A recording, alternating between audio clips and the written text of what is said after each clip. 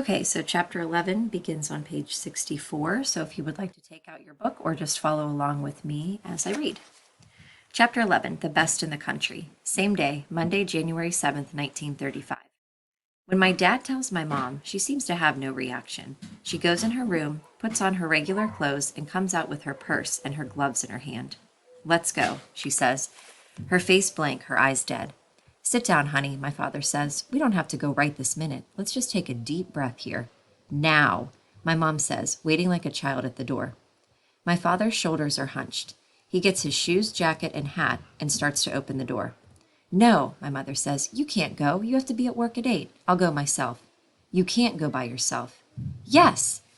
My mom shoves my dad hard. His arm bangs the wall. My mouth falls open. I've never seen her do anything like this. "Moose," my father asks, his voice quiet, "will you go with your mother?" On the boat, my mom seems better. Her eyes are angry now, not dead. Here we go again, I think. Before the Esther P. Marinoff, the Berriman School was it, and before that, the heat treatments, and before that, the aluminum formula, and before that, UCLA. So it sounds like they've tried to have Natalie in a lot of different schools before, and every time she goes to a school, they think that this is going to be the one that, is going to really help her. But it seems like that isn't the case. At UCLA, they made us cut Natalie's hair, shaved it right off. They tested her like she was some kind of insect.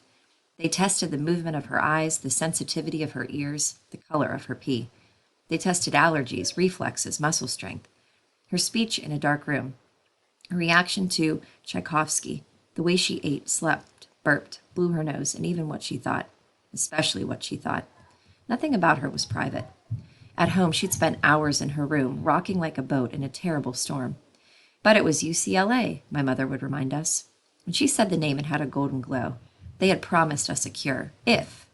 A word my mother can't ever seem to hear. Natalie's problem fit the diagnosis they were studying. And so I spent months riding in the rumble seat of my Graham's car to and from Westwood, and hours sitting in the waiting room, until the day they let us know their findings. "An interesting case," they said, "but not what we're looking for. You should consider donating her brain to science when she dies." "When she dies?" my mother said. "She's 10 years old." They shrugged their shoulders and handed my dad a bill.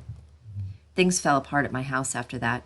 Ants in the sink, flies on the garbage, cereal for supper, no clean dishes, Natalie in the same dirty dress, the blood of picked scabs on her arm. So again, the author's just telling you that, it doesn't sound like the mom and the dad, Moose's mom and dad, really handled that news well. So, they kind of just let all the house stuff go, and things were, really just starting to pile up. It was months before my mother left the house again. And that was with my mom's sisters, my grandma and grandpa, her friends and cousins all around. I don't remember when my mom decided Natalie was going to stay 10, but I think it might have been then. Sitting in Mr. Purdy's office, I imagine punching him in the nose. My arm twitches just thinking about it. "I'm afraid," Mr. Purdy explains when he comes in. Excuse me, "she's more involved than we can handle right now. We're equipped for boys with the kind of challenges your daughter faces, but not girls. You might want to look into Deerham in Marin County." Mr. Purdy hands my mother a card with an address scribbled on it. "Deerham?" My mother's voice catches. "Isn't that an asylum?" "I don't think it's helpful to get caught up with words, Mrs. Flanagan. We're looking for a way to help your daughter. Let's not let words come between us." So an asylum, that was almost like a place where if there was something wrong with you, back in the day, they basically just locked you up, put you in this place, locked you up, and that was it. So Natalie's mom is pretty appalled, shocked that that was Mr. Purdy's recommendation. My mother takes her green feathered hat off as if she's staying. "The kids who graduate from your school get jobs. They have lives."